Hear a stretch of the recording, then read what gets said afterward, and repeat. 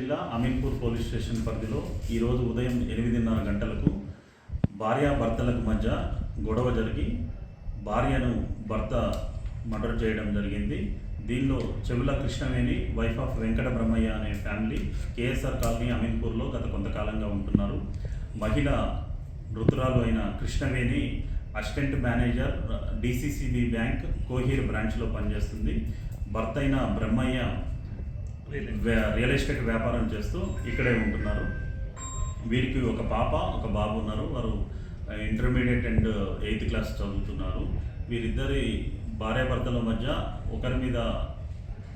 ఒకరిపై అనుమానంతో మార్నింగ్ జరిగిన గొడవలో భర్త చేసిన దాడిలో భార్య మరణించింది. ఇంట్లో బ్యాట్ ఒకటి ఉంది. ఆ బ్యాట్ తీసుకొని తల మీద కొట్టడంతో ఆమె అక్కడికక్కడే మృతి చెందింది. వీరు గుంటూరు జిల్లా గ్రామానికి చెందినవారు.